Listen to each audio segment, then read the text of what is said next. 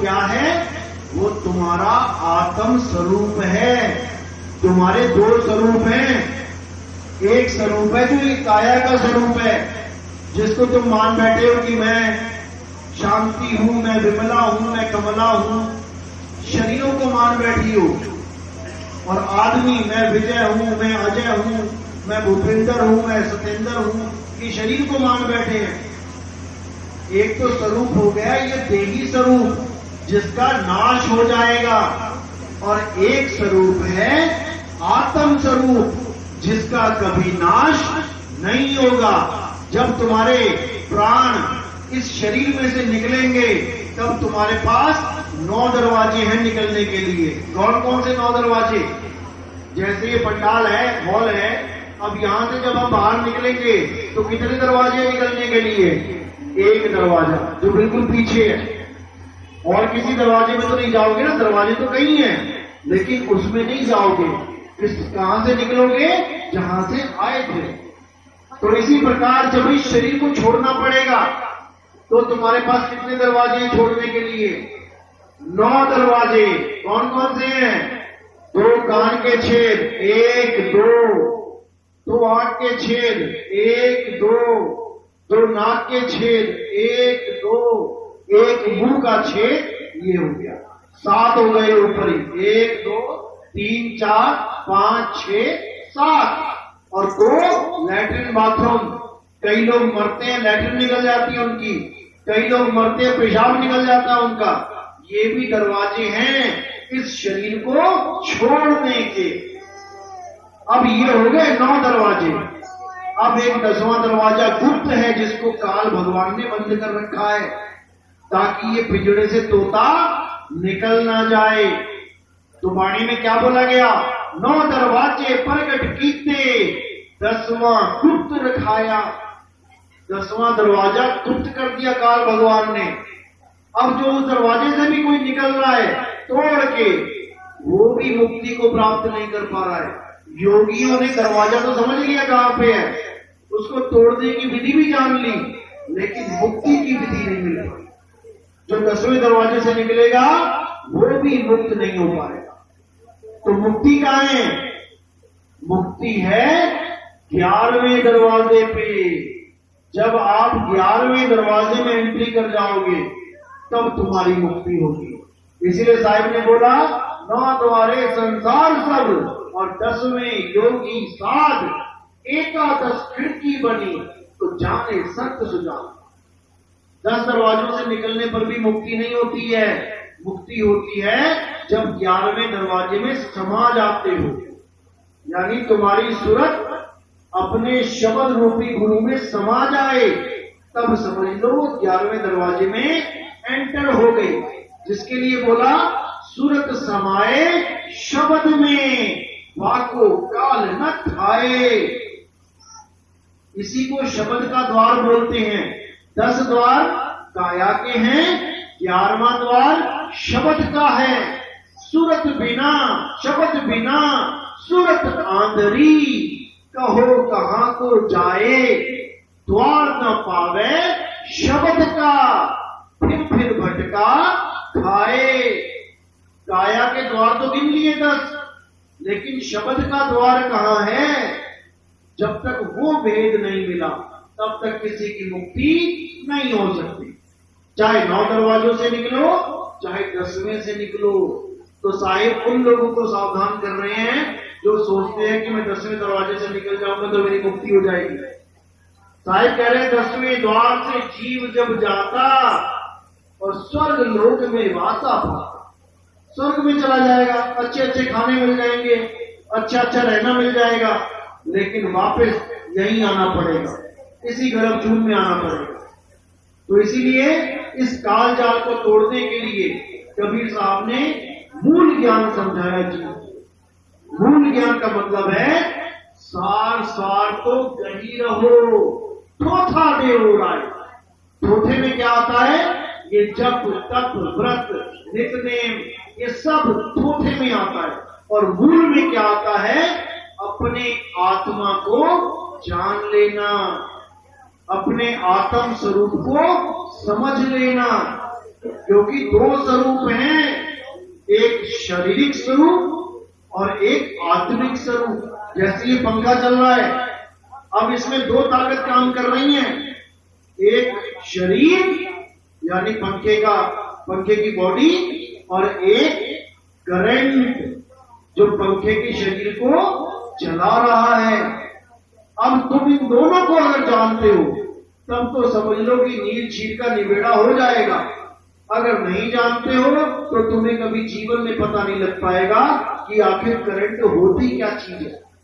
आप पंखे को हाथ लगाओ ऊपर से नीचे तक, आपको झटका नहीं मारेगा, और आप इसमें आने वाले करंट को हाथ लगाओ, आपको झटका लगेगा। तो यहां पर इसके दो स्वरूप हो गए हैं। जो चलता पंखा है वो मुर्दा है, डेड है, और जो पंखे को चलाने वाला है वो जिंदा है। ऐसे ही जो आपका शरीर है ये मुर्दा है, और शरीर को जो चला रहा है वो जिंदा है। वो कौन है? आत्मा। लेकिन हम आत्मा को नहीं जान पाते, हम शरीरों की ही पूजा करते रह जाते हैं सारी उम्र। इसीलिए हमें आत्मज्ञान नहीं हो पाता।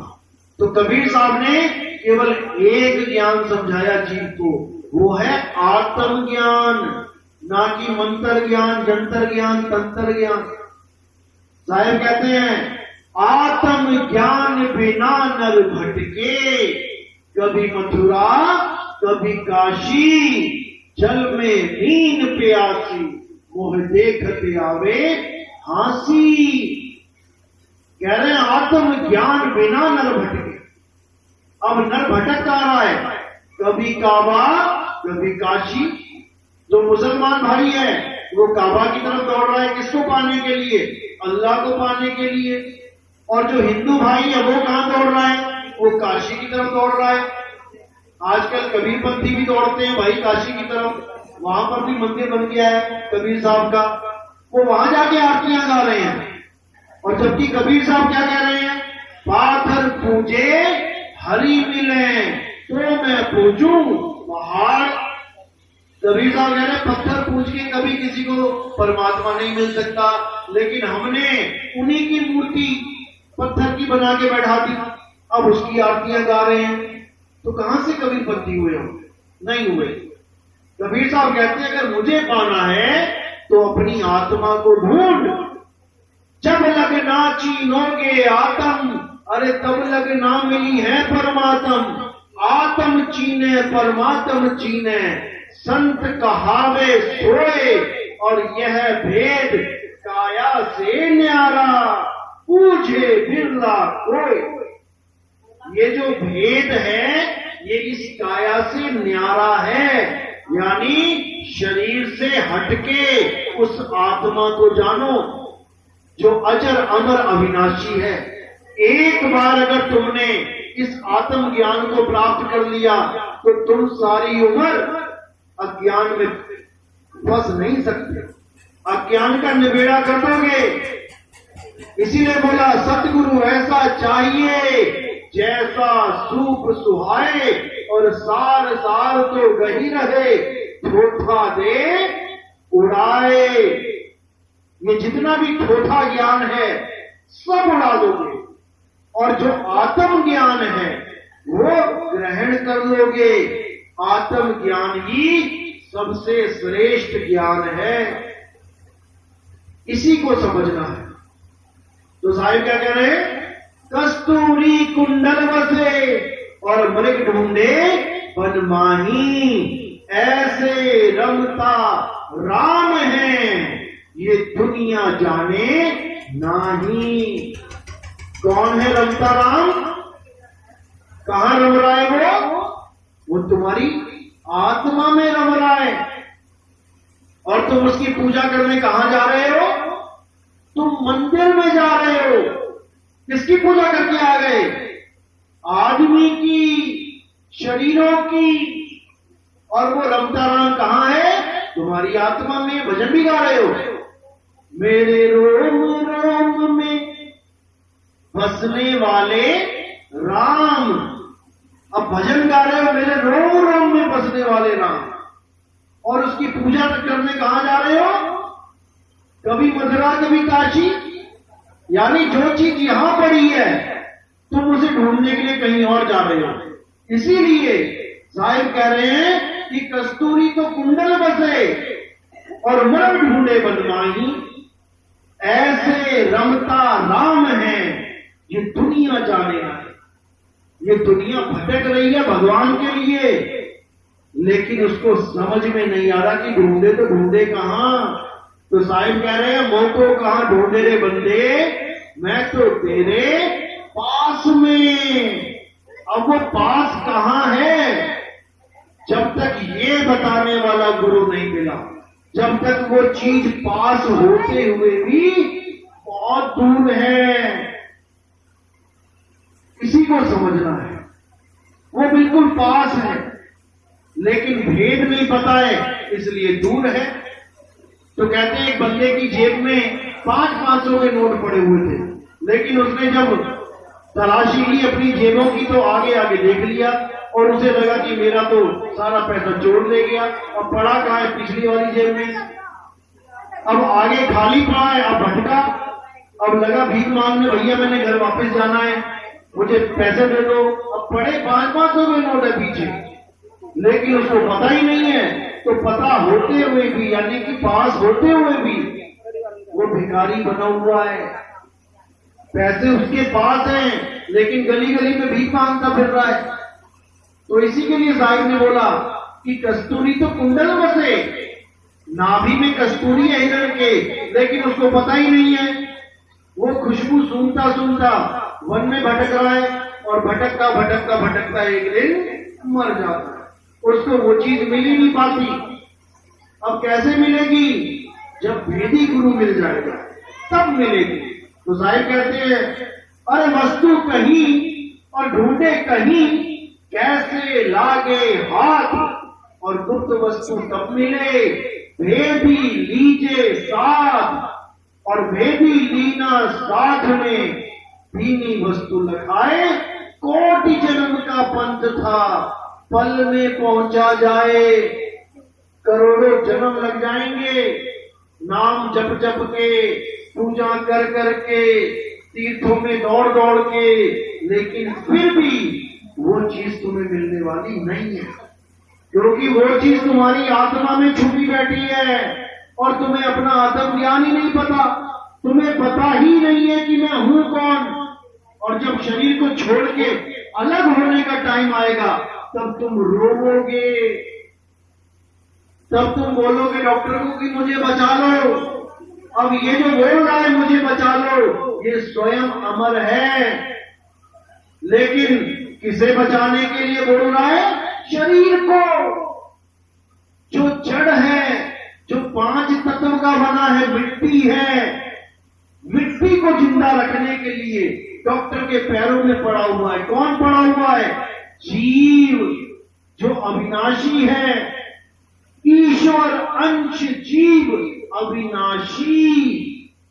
अविनाशी होता हुआ भी पैरों में गिड़गिड़ा रहा है मुझे बचा लो, क्योंकि वो अपने आप को शरीर मान बैठा है और उसको पता लग चुका है कि मेरी तो किडनी फेल हो गई, अब मेरी मृत्यु आएगी, अब मैं मरूंगा। जबकि वो कभी मर ही नहीं सकता। कबीर साहब क्या कहते हैं? अरे जीव सोई जो जुग जुग जीवे, उत्पत प्रलय माही। देह धरे घर में 84, निर्भय कबहू नाही। जीव सोई जो जुग जुग जीवे, जिसका आदि अंत नहीं पता। कितने जुग बीत गए, आज तक नहीं मरा वो। उत्पत प्रलय माही। अब ये उत्पत प्रलय क्या है? ये काया है, इसी में उत्पन्न और इसी में गर्क हो रहा है। अपने आप को पैदा होता मानता है, अपने आप को मरा हुआ मान लेता है कि हाय मैं मर जाऊंगा, जबकि ये कभी नहीं मर सकता। बस इसको कोई ये भेद बताने वाला मिल जाए और इसको सही विधि मिल जाए कि मैं अपने आप को पाऊं कैसे, तब इसका सारा भ्रम टूट जाएगा। तब ये सारे जंत्रों मंत्रों तंत्रों को छोड़ देगा, तब ये हर प्रकार की पूजा पाठ को छोड़ देगा, सब कुछ छोड़ देगा और तब जाकर ये अपने आत्म स्वरूप में सिद्ध हो जाएगा। फिर इसे कोई हिलाने वाला नहीं है। लेकिन ये तब होगा जब इसके जीवन में कोई भेदी गुरु आएगा, ना कि जपी तपी सन्यासी। जपी गुरु नहीं चाहिए जो खुद भी जप रहा है और तुम्हें भी जपवा रहा है। वो जपी है, वो भेदी सदगुरु नहीं है जो खुद भी नाम जप रहा है, संगत को भी जपवा रहा है। और साहिब क्या कह रहे हैं? नाम है जप में, नाम है तप में। जो कबीर साहब की वाणी को भी नहीं पहचान पा रहा है, वो मना कर रहे हैं जपने को, लेकिन नहीं समझ में आ रहा। क्यों? क्योंकि उस गुरु को भी कोई भेदी गुरु नहीं मिला, ये जपी तपी सन्यासी मिल गए।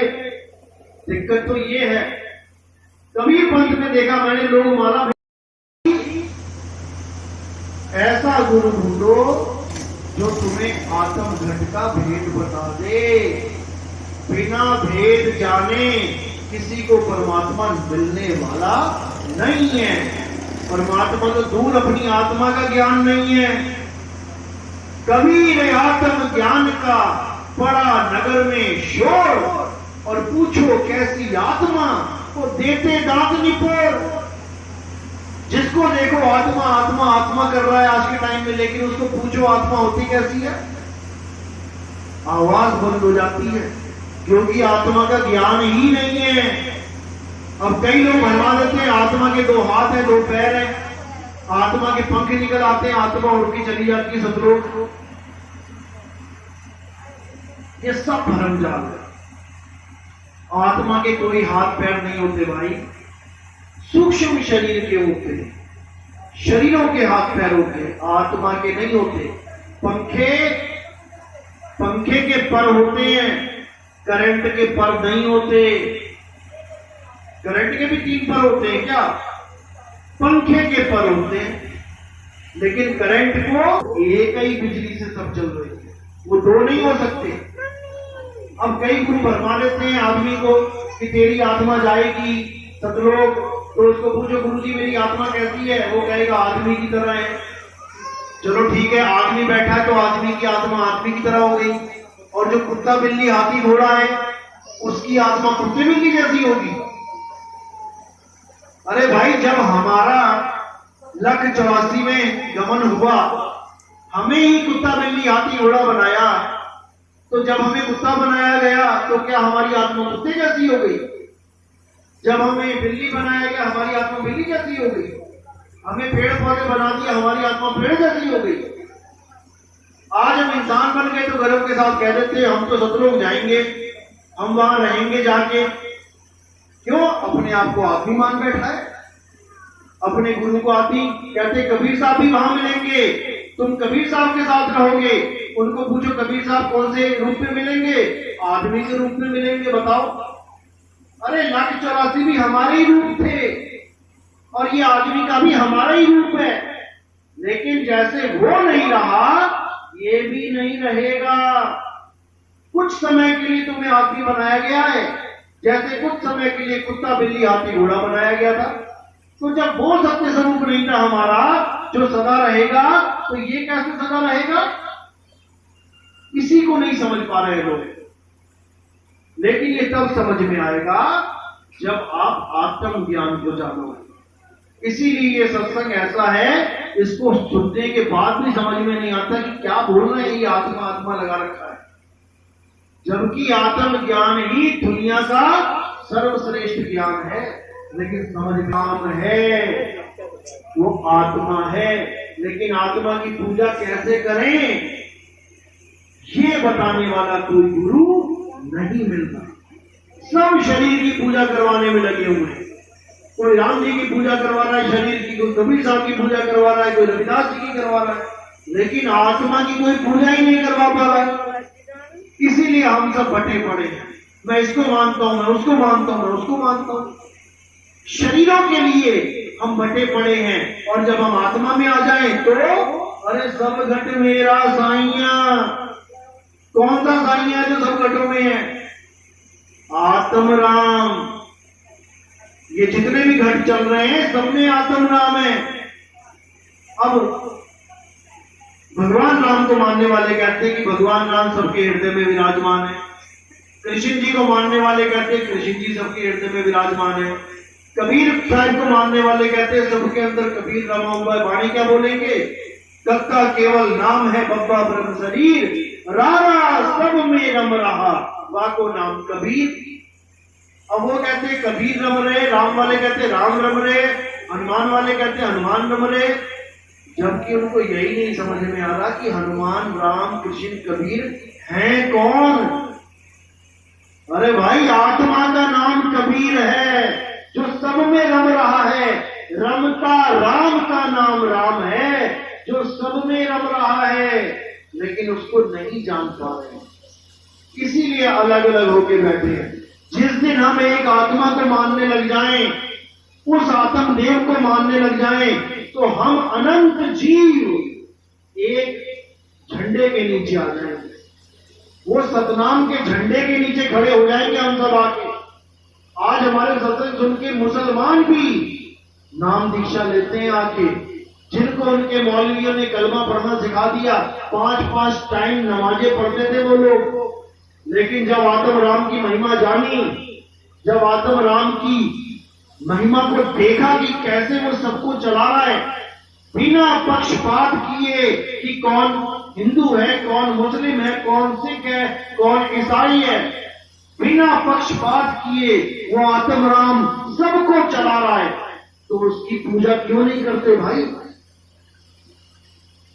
इसी को बोला है एक करंट बिना पक्षपात किए मोटर को भी चला रहा है, पंखे को भी चला रहा है, बिजली लाइट को भी चला रहा है, गीजर को भी चला रहा है, हीटर को भी चला रहा है, प्रेस को भी चला रहा है।